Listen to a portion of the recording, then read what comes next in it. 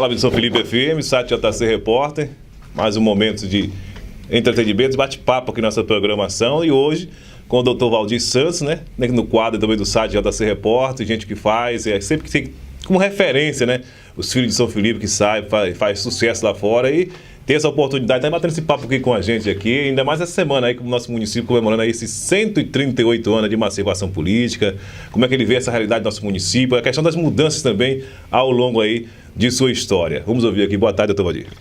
Boa tarde, JC. É um prazer estar aqui falando para os ouvintes da São Felipe FM, seus seguidores aí nas redes sociais. Você faz um trabalho fantástico aí de comunicação aqui no Recôncavo, de grande importância, reconhecido por todos os municípios da região.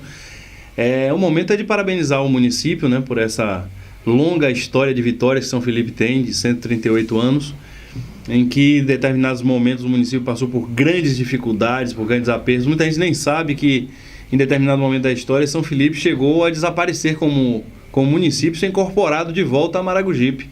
E se não fosse a luta, a bravura dos dirigentes daqui do município na época, que se recusaram e foram a Salvador reverter o quadro, o município teria deixado de ser município naquela oportunidade, né? Então, isso é um dos pontos da história do município, que foi, ao longo da sua história toda, demonstrada a coragem, a disposição para a luta e principalmente a disposição para o trabalho.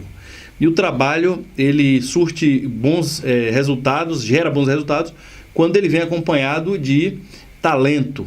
E, felizmente, na nossa cidade há diversos exemplos disso. Nós temos pessoas muito talentosas. Quando somam isso com a dedicação à sua área de trabalho, à sua área de estudo, a gente tem o motivo para se orgulhar dos conterrâneos. Então, o momento é para parabenizar por essa data de alegria, de comemoração, e torcer para que os próximos anos São Felipe tenha cada vez mais vitórias e conquistas para todo o seu povo. Vamos entrar aqui em outras temáticas, falar também sobre a questão da renovação política, né? Tanto no cenário local como também a nível nacional, doutor Valdir. A gente vê aqui o próprio município de São Felipe, né, nos últimos aí 50 anos, vamos aí com essa mesma postura na visão política, né?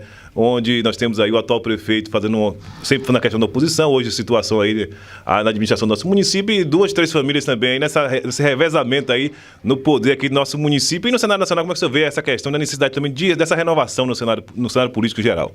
A realidade política de São Felipe é muito semelhante à realidade política da maioria dos municípios do Brasil, né? Sempre existem os grupos políticos que vão se revezando, que vão dominando o cenário, e essa falta de renovação às vezes dificulta que haja avanços, que haja um desenvolvimento maior no aspecto da economia, do atendimento às necessidades das pessoas no campo da educação, no campo da saúde. Portanto, é muito importante que os jovens que estão vivendo hoje em São Felipe, que moram em São Felipe, que trabalham em São Felipe, abram os olhos para que participem mais da política, para que vejam a política como um dever cívico, não um momento ou uma oportunidade para tirar qualquer tipo de vantagem, mas sim uma oportunidade para representar os seus conterrâneos e assumir os espaços de poder, seja como vereador, seja como secretário, seja como integrante da administração municipal, até do Estado e do governo federal também, e também até como prefeito. É preciso que a juventude se interesse mais e aos poucos a população vá adquirindo uma consciência maior de que o perfil do representante, o perfil do candidato, ele tem que ser observado ao longo da vida. Eu sempre digo, é imprescindível e importantíssimo que as pessoas sejam estimuladas a participar da política. Porque tem muita gente que não se interessa por política, tem muita gente que, às vezes, acha que entrar na política significa ser explorado por algumas pessoas que ficam pedindo ajuda permanentemente, e dá para fazer política de outra forma, né? Então, eu quero que cada vez mais os jovens que moram no município, seja da zona rural, seja da cidade, eles se interessem para que haja permanentemente essa renovação e se sobressaiam realmente aqueles que têm mais competência e mais interesse em atender às necessidades do povo. No âmbito nacional, o que mais se fala hoje é em renovação, né? O povo não se sente representado pelos deputados que nós temos, pelos governantes que nós temos. É uma gritaria geral, especialmente depois que as grandes operações da Polícia Federal e do Ministério Público aí revelaram o quanto a corrupção interfere na nossa vida, o quanto a corrupção é praticada. E infelizmente, JC, isso que a gente vê hoje no noticiário não chega nem perto da realidade. Muita gente vê aí a notícia de que determinada empresa pagava uma propina de 2%, 3% de uma obra, e as pessoas não têm ideia de que a realidade da corrupção é outra. Não é 2%, 3%, 20%, 15% de uma obra, não. São obras que são pagas integralmente, inclusive com valores superfaturados, acrescidos de outros valores, e a obra não é feita. Então, por exemplo, você tem uma obra, às vezes, no valor de R$1 milhão, essa obra é paga, mas não por 1 milhão. Ela é paga por 3, 4, 5 milhões, porque existe uma coisa chamada aditivo nos contratos. Esses aditivos são feitos, se chega a um valor muito superior àquele valor que é o verdadeiro, de 1 milhão, né? Se chega a pagar 3, 4 milhões, e a obra não é feita. Então isso não representa 3, 4% não. Isso representa 300, 400, 500% do valor da obra. Então é essa realidade que hoje o país vive, e o povo tomando consciência em parte dessa realidade, porque não tomou consciência ainda de tudo, o povo exige a mudança, porque já percebeu que muitos deputados, a esmagadora maioria, eles votam em troca de benefícios pessoais, em troca de cargos e em troca de dinheiro, em troca de propina dada por governantes que também recebem propinas para isso, ou por empresas que são beneficiadas por esses contratos e repassam dinheiro para esses deputados. Então, é uma coisa assim quase que declarada. Hoje tudo no Congresso Nacional e em muitas Assembleias Legislativas funciona na base da propina do dinheiro para o deputado. Então, aquele deputado que foi candidato, ganhou a eleição comprando o apoio, comprando o voto, e quando chega durante o seu mandato, para se recompor desse dinheiro que ele gastou, ou para pagar quem lhe emprestou esse dinheiro, ele recebe propina das empresas, propinas de outros governantes, e isso tudo é que leva o nosso país inteiro até a dificuldade que tem com o atendimento às necessidades básicas. Nós temos hoje no país milhões de analfabetos, nós temos hoje no país milhões de pessoas que não têm moradia, ou que moram em casas que tem o esgoto a céu aberto correndo na rua. Nós temos um escândalo nacional, e tudo isso é dito que o motivo é a falta do dinheiro. Como é, por exemplo, que um município como São Felipe despeja o seu esgoto sem tratamento antes da barragem que fornece água. Tem gente para a cidade, tem gente que não tem ideia de que isso acontece. Quando eu conto isso em outros lugares, a pessoa fala assim, não é possível que se joga o esgoto, inclusive o esgoto hospitalar, dentro de um rio, que é o Rio Piqui. Esse rio vai para a Cupioba, desce na barragem, e lá que a água é coletada para trazer para a gente de volta. Quer dizer, além de não ter o tratamento, e isso certamente o governo federal não repassa o dinheiro porque diz que não tem dinheiro, porque tem limitação de orçamento, de falta de verba, né? Mas é tudo fruto da corrupção, essa falta de dinheiro. Então a gente não tem um sistema adequado. Essa água que é utilizada no saneamento básico, é levada para a rede de esgoto, que por sinal em São Felipe também não tem, porque se joga na rede de água de chuva, né, a rede fluvial. Então, infelizmente, essa água, esse esgoto sem tratamento é jogado no rio, e aí depois é que se pega a água, quando o correto seria haver uma estação de tratamento onde a água fosse purificada até determinado nível, e depois essa água já tratada, esse esgoto tratado, com a parte sólida retida, ele ser jogado depois do lugar onde se capta a água para a cidade. Aí nós teríamos água de qualidade, nós não teríamos aquela verdadeira tragédia a céu aberto, que é a nossa barragem. Então isso se reflete em todos os municípios do Brasil, sempre em vários setores. Vai ter dificuldade, falta de vaga na escola, falta de... É uma realidade aqui no nosso estado, falta de atendimento de saúde, as pessoas morrendo na regulação, na fila da regulação. Quem tem um contato, uma amizade, uma interferência política para pedir para furar a fila, é disso que a pessoa se vale para salvar a vida de um parente, sem saber que está matando outra pessoa. No momento que você passa na frente, na fila da regulação, alguém que era tido como mais merecedor da prioridade vai ficar para depois e pode morrer. Então olha que coisa trágica e cruel a gente vive hoje, e tudo isso tem como fundo a corrupção, que leva à falta do recurso. Coisa realmente complicada. Ainda apontando essa questão do nosso sistema de água aqui, a coisa realmente é difícil. A gente precisa acompanhar há algum tempo também esse processo, e a gente discutimos aí em alguns ambientes, citamos aí São Felipe, acho que é pioneiro nessa questão do tratamento de esgoto, né? Que a gente está consumindo o esgoto tratado, é coisa realmente preocupante, né, doutor? É verdade. É uma coisa realmente inacreditável, porque se fosse feito um sistema de esgoto, olha que coisa curiosa, se fosse feito um sistema de recolhimento de esgoto, não teria nenhum cabimento jogar antes da barragem. Mas como esse sistema que existe na nossa cidade hoje é para a coleta de água de chuva, então jogaram ele antes do rio. E aí o que é que se fez? Como não tem sistema de esgoto, se joga a rede das casas, a rede de esgoto das casas, nessa rede de água de chuva. Então aquilo que seria para coletar somente a água de chuva dos bueiros, das ruas, acaba levando o esgoto e para o lugar que não deveria levar, que é antes da barragem. Socialmente preocupante, né? Outro assunto também é a situação atual do nosso país, né? Hoje eu estava rodando na programação aqui algumas matérias citando essa questão, principalmente relacionada à greve dos caminhoneiros, que foi uma coisa assim, que deixou todo mundo chocado em algumas situações. E para cobrir aí essa questão desse déficit de recursos tirados, não tem como tirar, né? A questão da própria saúde mesmo, vai tirar quantos milhões da saúde, da área social, uma coisa realmente inadmissível, uma coisa realmente triste. Qual é a sua visão, não só nesse ponto, mas toda a nossa atualidade a nível de Brasil? Infelizmente, JC, essa situação ela não é percebida pela população com a gravidade que tem. A gente tomou conhecimento através do noticiário que 2 pessoas morreram durante essas manifestações. Mas a gente nunca vai saber quantas pessoas vão morrer agora pela falta do dinheiro que vai ser retirado da saúde, que vai ser retirado da educação, que vai ser retirado da segurança, que vai ser retirado de diversos outros setores, porque a gente tem notícia de determinados setores já previstos no orçamento vão ser prejudicados diretamente.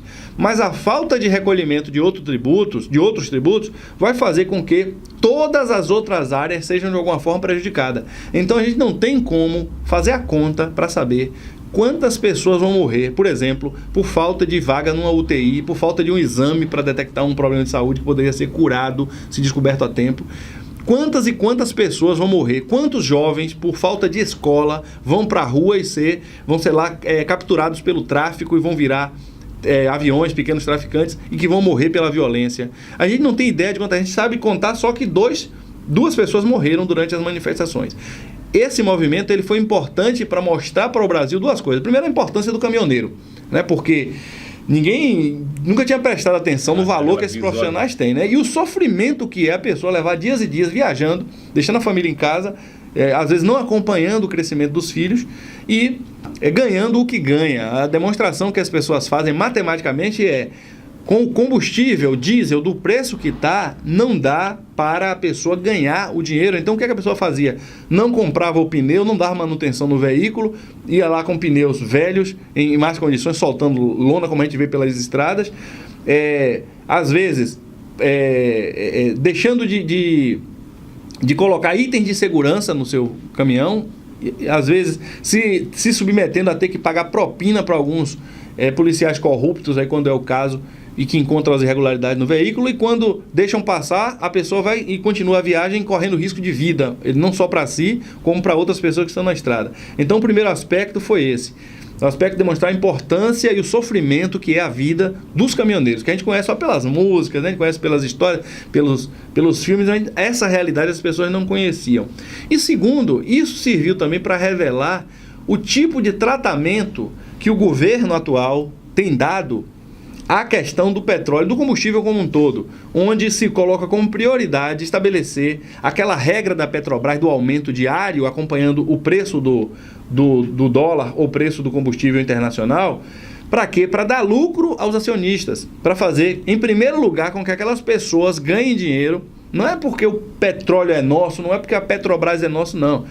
Isso era feito para dar ganho àqueles que especulam no mercado no mercado econômico. Eles estão ganhando dinheiro com o sacrifício do cidadão que paga o gás de cozinha, que paga a gasolina, que paga o álcool, que paga o diesel, porque o preço do álcool é influenciado também pela atividade que é desempenhada pela Petrobras, porque há a mistura na gasolina também do etanol. Então, isso serviu muito para que as pessoas conhecessem esses aspectos aí da vida econômica do país. E para revelar, mais uma vez, que sempre a corrupção está por trás, né? Nós tivemos agora notícia de que o presidente da Petrobras pediu para sair, pediu sua exoneração. A gente não sabe o que é que vem aí agora, mas certamente as pressões já começaram para que seja colocado no lugar dele alguém que também atenda ao interesse dos grandes grupos econômicos. Porque não só os investidores que se beneficiam disso, não. Também aqueles que vendem petróleo, que vendem combustíveis para o Brasil, porque o Brasil, apesar de ter capacidade para ser autossuficiente, ele importa petróleo. Ele paga um preço muito mais alto do que poderia ser pago apenas com o refino do material que nós temos, do petróleo que nós temos, e nós temos uma quantidade suficiente para atender o Brasil, mas, infelizmente, em outras épocas que nós tínhamos 98% da capacidade da Petrobras funcionando para produzir os derivados, hoje tem somente 68%. Isso porque se quer beneficiar os grandes empresários daquelas que são as concorrentes da Petrobras. E é como se a raposa estivesse tomando conta do galinheiro. É essa a realidade que a gente tem hoje. Então, isso que aconteceu no país, esse desabastecimento que aconteceu, essa dificuldade, esse sofrimento que a população passou aí, é uma coisa preocupante, é uma coisa grave. Vamos torcer para que não haja necessidade de que esses profissionais de novo se manifestem assim, porque senão vai ser outra vez mais sofrimento, prejuízos bilionários para diversos setores, inclusive aqui no Recôncavo, a produção de frango, onde se perderam milhares e milhares de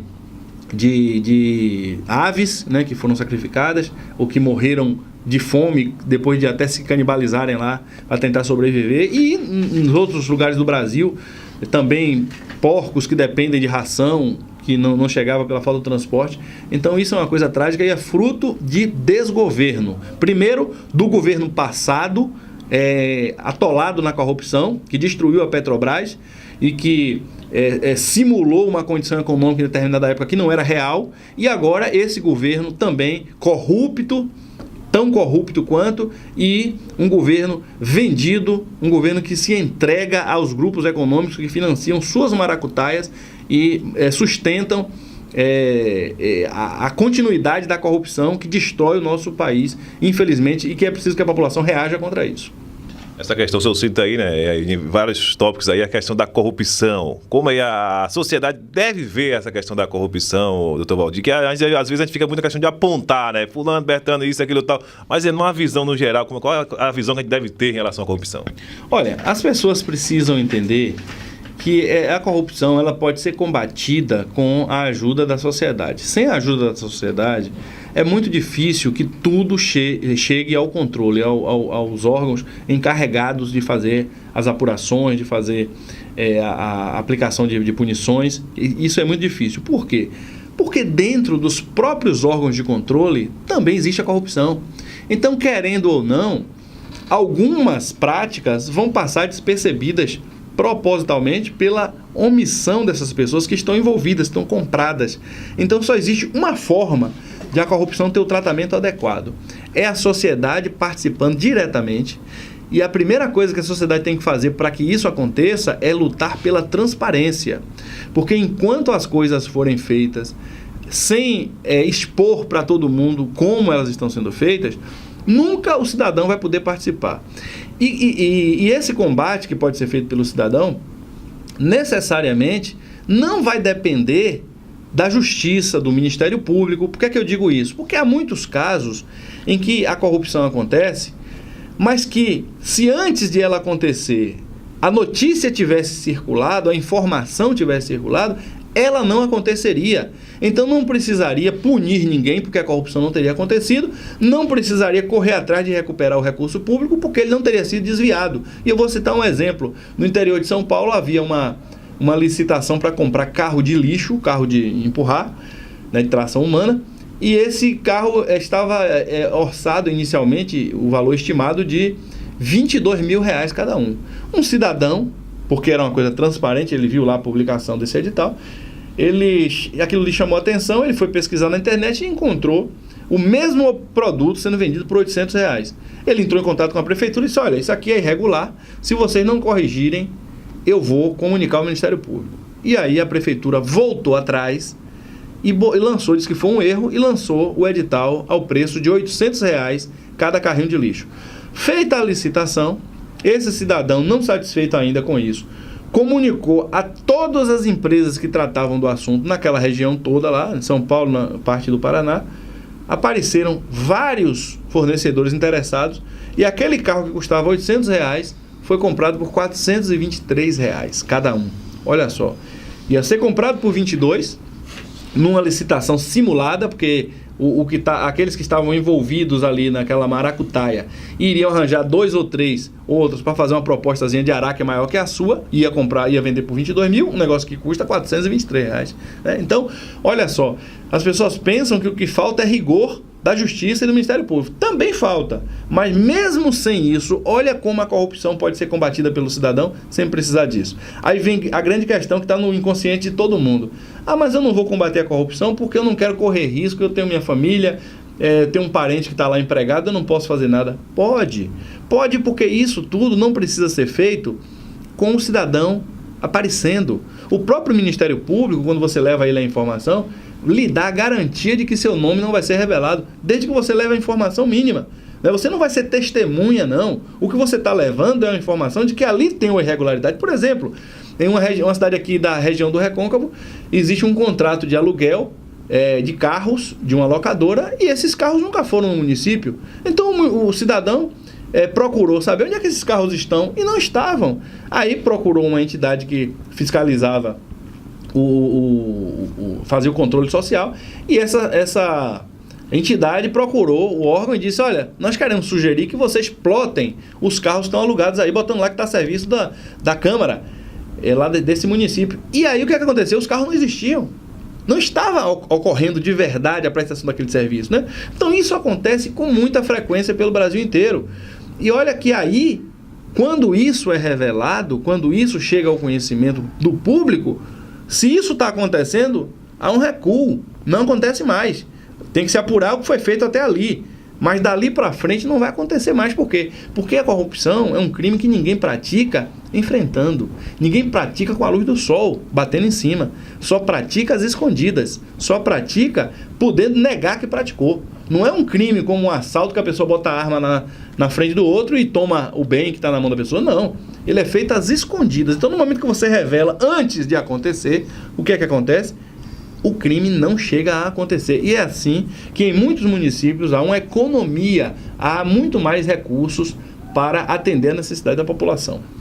Doutor Valdir, que ele já participou da questão, né, do processo eleitoral, como vereador, como candidato aí a deputado. Pensa, né, esse ano aí, ele está se colocando aí a pré-candidato aí a deputado federal, como foi em outra oportunidade. Aí agora, como o senhor trazia, nessa questão de uma postura diferente, um modo diferente de se fazer política e que às vezes ainda não está sendo ainda aceito por parte da população. Como é que o senhor analisa e também se já está realmente aí com esse pensamento definido em relação à pré-candidatura? Olha, JC, eu já tive a oportunidade de ser candidato, né? Inclusive aproveito a oportunidade para agradecer ao povo de São Felipe pelos 2.099 votos obtidos aqui na eleição de 2010, quando fui candidato a deputado federal. Fico muito satisfeito com esse reconhecimento, né? Porque as pessoas que votam em um candidato como eu fui não estão votando em troca de nada para si, né? Não estão em troca de nada que não seja o que é justo, o benefício de ter um bom representante. Então eu fico muito grato por essa oportunidade. Agradeço também as pessoas que me apoiaram aqui, que foram muitas pessoas. E esse ano eu não iria ser candidato, como em 2014 também, eu recebi alguns convites, mas eu não fui candidato em 2014. Mas agora em 2018, que eu já tinha descartado essa possibilidade, eu criei uma página na internet, até que as pessoas tiverem interesse por política, eu sugiro que deem uma olhada. Votovalido.org é uma página através da qual eu dou orientação sobre estratégia de campanha eleitoral para pequenos candidatos, né? Porque em 2008, quando fui candidato a vereador aqui em São Felipe, não fui eleito, mas tive uma votação muito superior a várias pessoas que foram eleitas, né? Então, o povo, o eleitor, fez a parte dele, votou, e aí que está a minha gratidão permanentemente quando as pessoas dizem assim: o eleitor não reconhece o bom candidato. Reconhece, tanto que eu, que me sentia um bom candidato, como me sinto, naquela oportunidade tive uma votação bem acima do que muita gente esperava e do que era necessário até para ganhar. Então, eu ensino nessa página, votovalido.org, como é que a pessoa com pouca votação pode ganhar a eleição. Como é que a pessoa, não é assim, como é que ganha mais votos? Não, isso aí cada um sabe como é que faz, né? Cada um tem seus métodos. Mas como é que, tendo uma votação baixa, por exemplo, como é que uma pessoa com 150 votos pode ganhar a eleição em São Felipe? Pode, a pessoa pode, se souber fazer uma chapa adequada. Lá está tudo explicadinho como é que funciona. Então eu criei essa página, orientando pessoas para 2018, Brasil todo, e para 2020 também. E aí eu recebi muito contato de gente, até de muitos outros estados, perguntando, tirando dúvida, mostrando interesse e tal. E há cerca de 2 meses eu tomei conhecimento, através de um colega advogado, que havia um grupo de partidos em Salvador providenciando formado de acordo com aquilo que estava sendo colocado ali. Eu aí fui procurado por um desses partidos, depois por mais alguns, e vi que daquela forma como eu estava propondo, havia uma possibilidade, né? Então, por isso, havia uma possibilidade de eleição da minha parte. Então, por isso, eu me coloquei como pré-candidato dentro do partido. Inclusive, o partido me pediu autorização para colocar meu nome como pré-candidato a governador, como forma de, caso o partido queira lançar uma candidatura a governador ou compor a chapa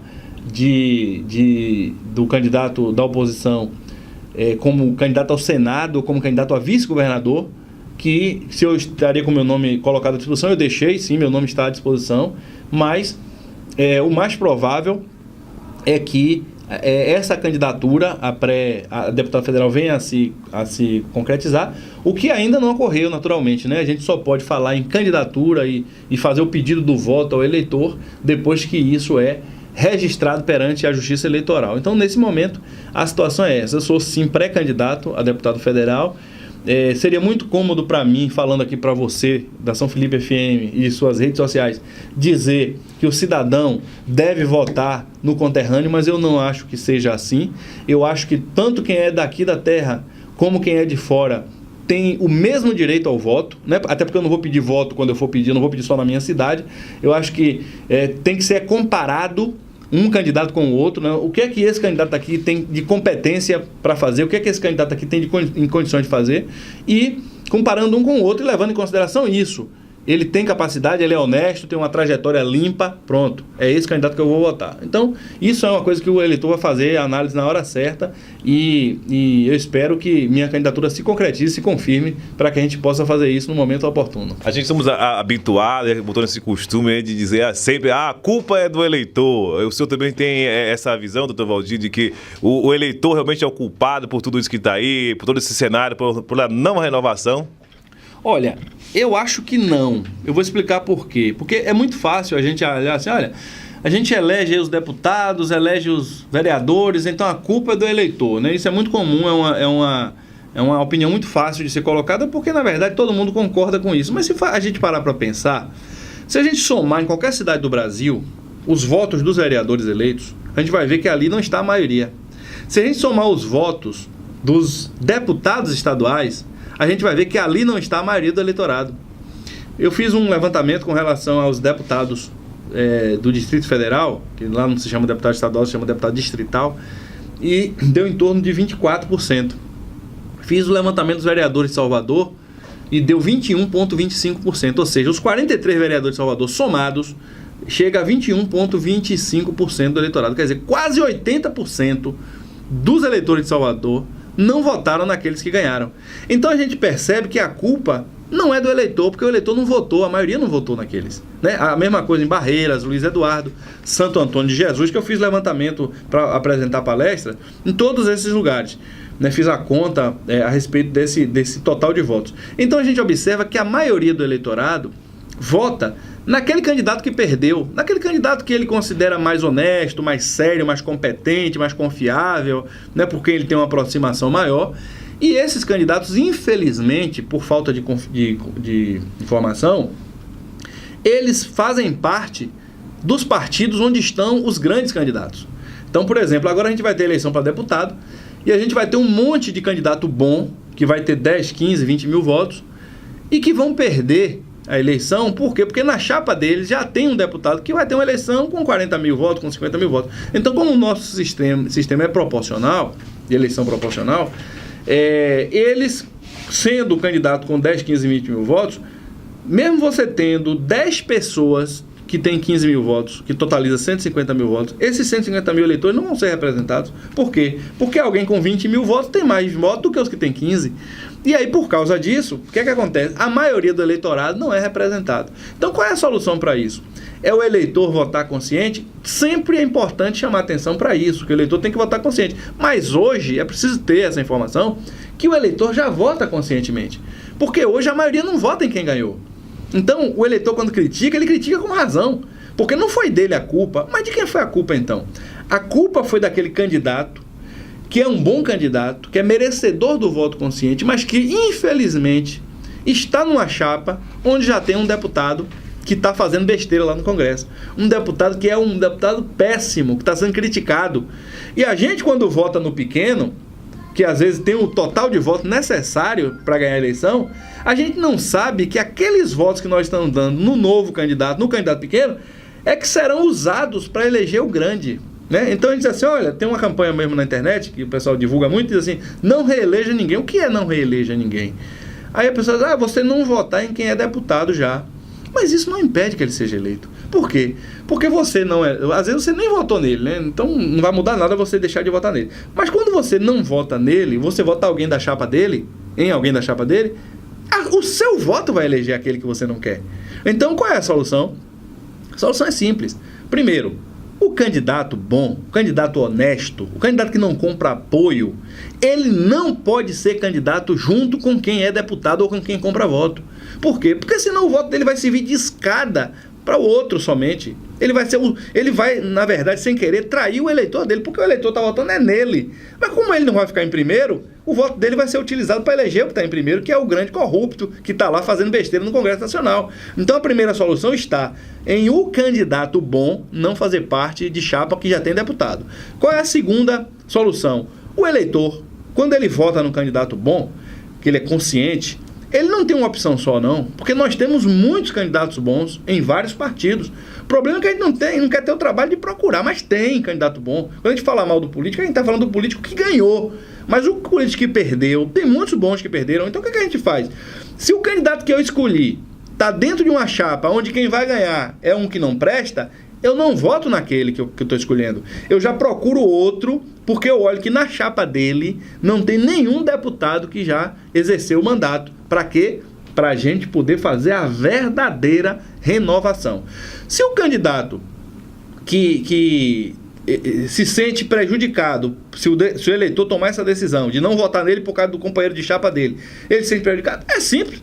É só ele não concordar em coligar com aquele partido, né, integrar a chapa daquele cara que é tido como bandido, que é tido como corrupto e que está prejudicando ele de ganhar os seus votos limpos. São situações aí, a gente tem que realmente partir para reflexão para poder ter uma visão totalmente diferente, né? Ainda voltando, você acaba citando em várias participações em relação à corrupção, né? O que fazer aí para acabar com a corrupção, doutor Valdir? A corrupção, para acabar, basicamente é envolver a sociedade no seu combate. E aí a sociedade vem e diz assim, eu não quero participar porque eu tenho medo. Eu não quero participar porque eu não quero ser perseguido. Eu não quero participar porque eu não tenho tempo, porque eu não tenho conhecimento. Razões não faltam.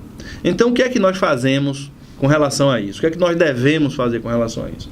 Eu tive a oportunidade, durante esse tempo todo aí que venho estudando o assunto, que venho fazendo palestras sobre o combate à corrupção em vários municípios da Bahia, em vários estados do Brasil, de desenvolver um sistema que eu batizei de Conselho de Cidadãos, e que para fazer esse trabalho precisei contar com a ajuda de muitos amigos e muitos colegas que continuam ajudando, e outros até que eu nem conheço, né, pessoas do Brasil que se interessaram pelo tema e continuam colaborando. E nesse Conselho de Cidadãos, a gente descobre lá, através das ideias que são apresentadas, que você não corre risco de combater a corrupção se você assumir lá uma tarefa que não seja o confronto direto, não seja a denúncia, porque isso não é o que está faltando.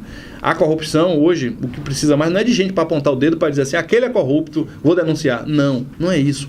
O que precisa mais hoje é você preventivamente receber uma orientaçãozinha e dizer assim, deixa eu pesquisar aqui para descobrir onde é que estão as maracutaias. Aí a pessoa vai lá, descobre, encaminha para a gente, que nós não temos braços para fazer o trabalho do mundo todo. Então essa pessoa foi lá, ajudou, a gente pegou aquilo, encaminhou para onde deveria ser encaminhado e a corrupção nem chega a acontecer. Pronto, se está combatendo a corrupção sem chamar ninguém de ladrão, sem chamar ninguém de corrupto, mas impediu que ele praticasse a corrupção. Aí a pessoa diz, mas eu não tenho conhecimento para isso, eu não sou formado nessa área. Não precisa. Qualquer pessoa hoje que tem o WhatsApp, que tem um celular com qualquer aplicativo que possa fazer esse controle, tem capacidade para fazer esse acompanhamento, para dar essa ajuda.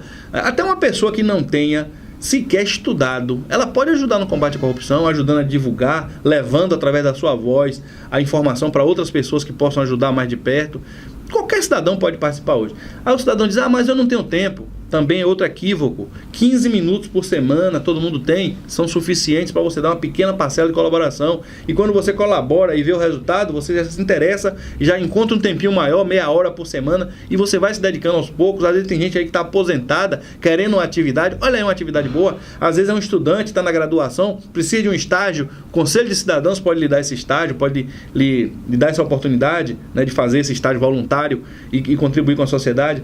Aí a pessoa diz: mas não dá certo, não vai funcionar. Dá certo, nós temos os exemplos todos. Nós temos hoje a justiça funcionando como nunca funcionou.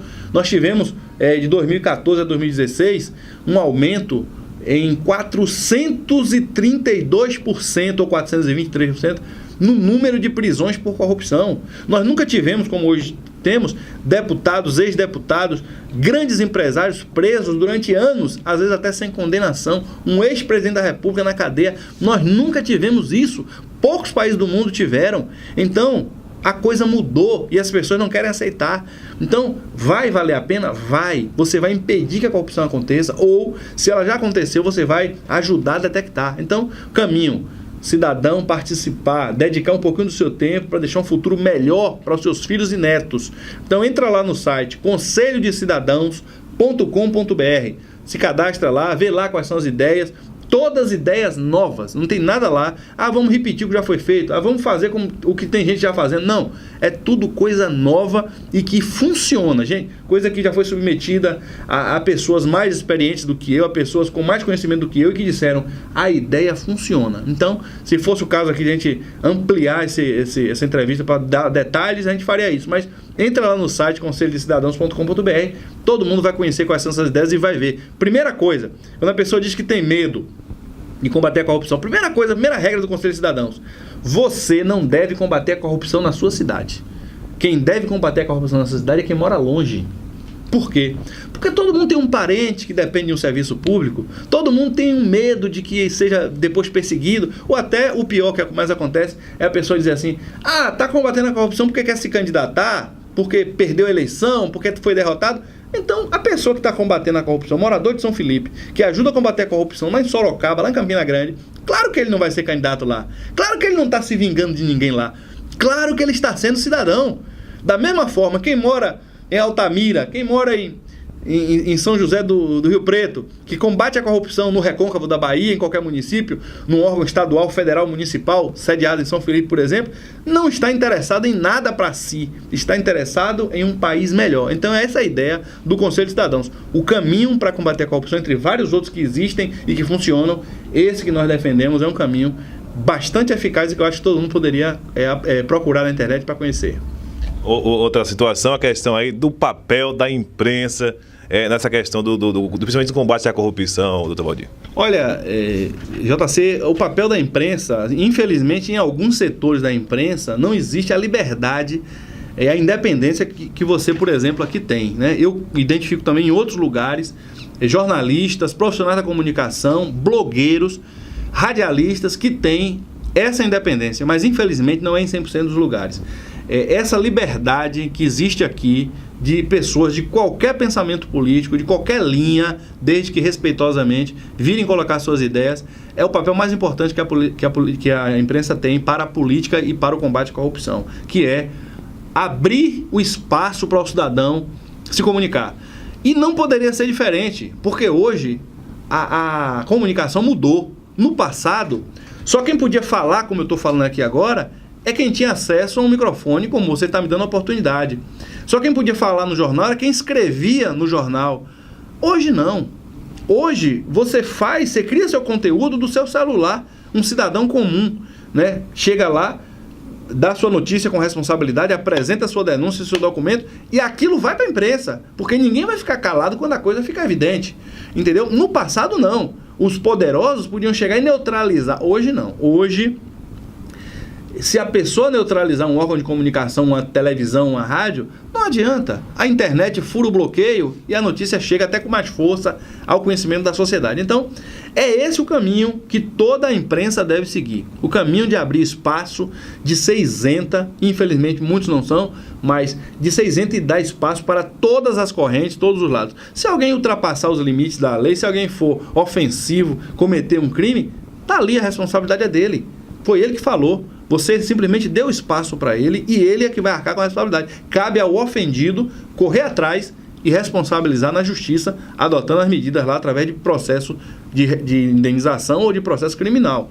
Então, esse é o papel da imprensa. Abrir o espaço e dar visibilidade a tudo que for verdade, né? Não é acreditar em invenções, em documentos falsos, em boatos, nada disso.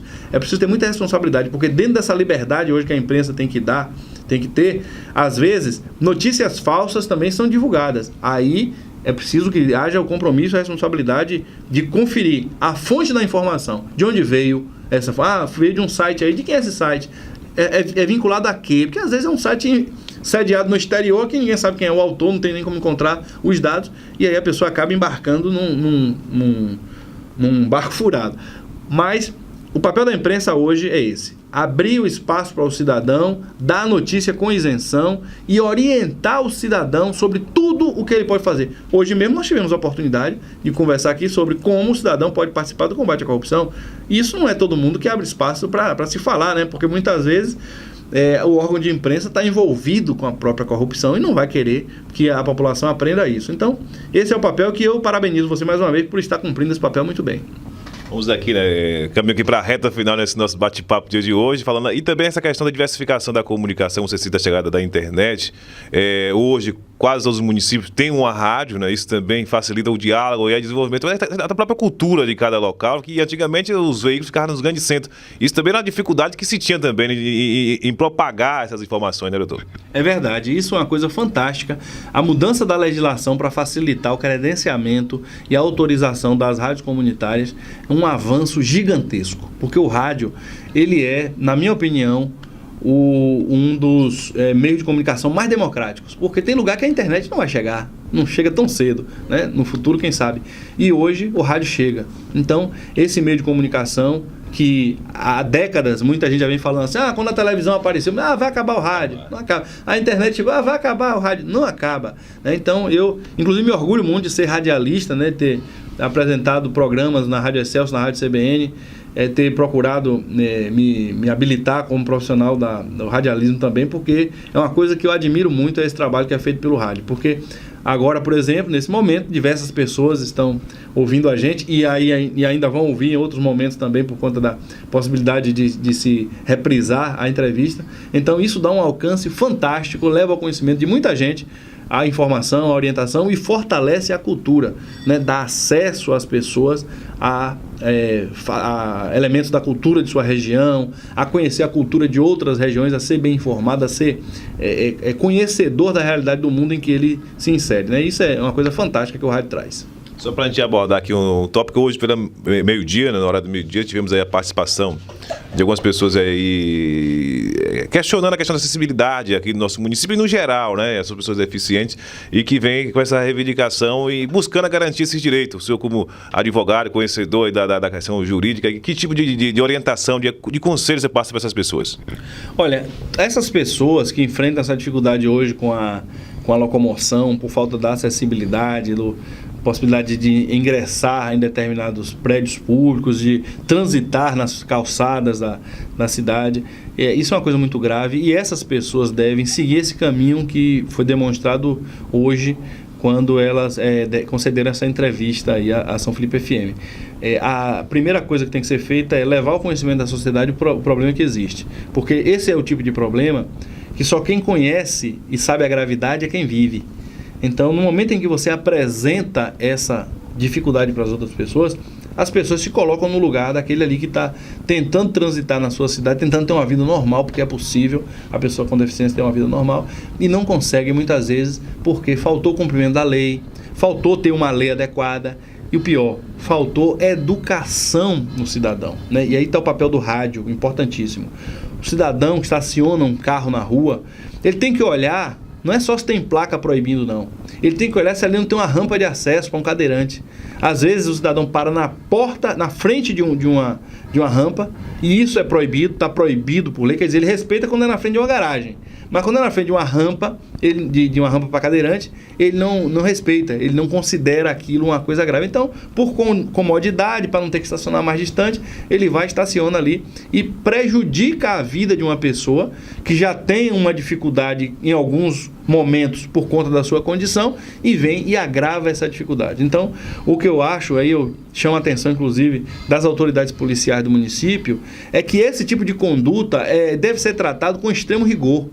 Porque no momento em que alguém vai lá e diz assim, vamos resolver aqui da melhor forma, vamos conversar, essa pessoa, sabendo que da próxima vez que errar também vai ter essa conversa, já sabe que pode cometer o erro de novo. Então, é a melhor forma para quem? Para o policial, para o infrator também. Mas para o prejudicado, que é a pessoa com deficiência ou cadeirante, não é a melhor forma. A melhor forma é muito simples. Primeiro, educar o cidadão, orientar o cidadão que na frente de rampa não se pode estacionar carro. E segundo, punir aqueles que não seguem essa orientação, aqueles que não respeitam a lei. Então é muito importante, tanto as autoridades policiais como o Ministério Público, que se envolvam nisso, né, para resolver o problema, porque as leis estão aí e elas são suficientes para resolver o problema. Mas muito mais importante do que as autoridades e do que haver essa informação é que o cidadão comum se envolva, o cidadão que não está diretamente ligado ao assunto se envolva, ajudando até na divulgação disso, e também o cidadão prejudicado lute, o cidadão que é pessoa com deficiência, lute pelo seu direito, vá atrás do Ministério Público, vá atrás das autoridades policiais, vá atrás dos órgãos do município também para que promovam campanha de orientação, para que sinalizem essas rampas, no caso da rampa, que é um exemplo que a gente está aqui utilizando como referência, né, para que sinalizem as vias e também para que façam cumprir a lei, para que as calçadas possam receber a possibilidade não só do cadeirante, mas da pessoa também que é portadora de cegueira, possa transitar sem estar se chocando, para que haja a adequação do calçado, do piso que identifica ali pelo tato, né? O piso tátil, que permita a pessoa transitar com total independência, porque hoje a tecnologia já permite que essas pessoas vivam da mesma forma como qualquer outra pessoa. Mas, infelizmente, o que prejudica é a falta de informação, falta de consciência e o desprezo pela lei. Então é preciso que isso seja corrigido para que essas pessoas possam ter uma vida digna como elas merecem. Agradecer aqui a participação do Dr. Valdir aqui no dia de hoje conosco, nessa entrevista, né, trazendo aí alguns esclarecimentos importantíssimos para a nossa população. E deixar sempre nossos microfones à sua disposição aí, outras oportunidades, para a gente estar debatendo outros temas também e além de refletir novamente sobre a questão da corrupção, que é algo importante aí, devemos aí estar sempre trazendo aí essas expressões aí para conscientizar a nossa população. Ok, JC, deixa aqui o meu abraço ao povo de São Felipe, aos meus conterrâneos. Às vezes a gente está na correria, né, do dia a dia, e viajando muito e trabalhando muito, e às vezes a gente não está na terra da gente com a frequência que a gente gostaria de estar. Mas hoje, com os meios de comunicação, tudo fica muito mais fácil, né? A gente é localizado, mesmo que a gente esteja fora do país, não há nenhuma dificuldade com relação a isso. Em breve aqui, eu já estou contactando com algumas pessoas, a gente vai fazer mais uma vez, acho que pela 10ª vez, uma palestra sobre como se preparar para concurso, né, que é uma coisa que eu tenho uma lembrança muito boa, que nós fizemos aqui ao lado do pessoal da Associação Cupioba, como Ana de Zezito, Ita Correia, Laércio Lopes, o saudoso Zé de Zezito, Newton de Dona Helena e vários outros associados que nos ajudaram nesse trabalho. Fizemos aí o Clube dos Concurseiros, que gerou frutos, centenas de pessoas aprovadas. Nós tivemos sorte naquele período de ter muito concurso, então centenas de pessoas foram aprovadas, aprendendo métodos que muitas vezes a gente está pagando caro, porque o curso é todo gratuito, estava pagando caro nos cursos preparatórios nas grandes cidades e estudavam de forma errada, sem técnica, sem orientação, sem um professor que lhe orientasse ali. E nós tivemos aqui a sorte de trazer 8 advogados da União de Salvador para cá, mais profissionais daqui da própria cidade que ajudaram também dando aula, pessoas de Santo Antônio de Jesus que vieram também aqui ministrar essas aulas em finais de semana e durante a semana à noite, e nós tivemos esse resultado. Então, em breve a gente vai fazer de novo aqui uma palestra para despertar as pessoas para essa possibilidade, né, para as pessoas aqui disputarem os cargos em concursos federais, estaduais, municipais, em toda a região e até fora da região também, para que elas participem de concursos em outros lugares e possam, como vários daqui já estão seguindo esse caminho, encontrar a felicidade profissional, porque daí é que a gente vai ter possibilidade de fazer a nossa vida feliz, né? Primeiro tem que ter aquele suporte, aquela base para a nossa manutenção, para a nossa subsistência e dar uma condição melhor à família também. Então é importante que as pessoas compreendam. O fato de você morar numa cidade pequena, o fato de você ter estudado num colégio que não é o melhor colégio, não lhe impede de passar em concurso, né? Tanto que eu e várias outras pessoas daqui da cidade, várias outras pessoas, conseguimos ocupar espaço e ser aprovado em diversos concursos aí, em vários lugares do Brasil, como é o caso de vários conterrâneos que nós temos aí fazendo isso. Então, precisamos de mais pessoas fazendo. Recentemente, até um exemplo muito bom de um aluno nosso aqui do Clube dos Concurseiros, Denilson Almeida, né? Que é aqui da região do Xangó, um menino que foi aluno do curso, passou no concurso dos Correios, depois passou no concurso do Ministério Público Estadual, depois passou no concurso do Ministério Público da União, depois passou no concurso da Justiça do Trabalho no Paraná, não levou um mês lá, já estava no Superior Tribunal de Justiça em Brasília, também com pouco tempo, hoje já é procurador do Estado lá no Maranhão. Então, em breve, ele deve estar fazendo outro concurso aqui no nosso estado e vai voltar para a terra através do concurso público. Então, todos podem seguir esse caminho, é só aprender a estudar, que vai aprender a gostar de estudar, isso que importa. Aprender a estudar vai fazer você aprender a gostar de estudar e passar em concurso público. Então deixa o meu abraço aqui e em breve a gente vai estar divulgando, até contando com a ajuda do JC, sobre quando vai ser essa reunião para a palestra. Muito bem, mais um bate-papo aqui na nossa programação, né? Você que nos acompanha aí, né, todos os dias, continue aí a nos ajudando, a compartilhar nosso material para que possa chegar aí no máximo de pessoas possível. A todos aí, uma ótima tarde.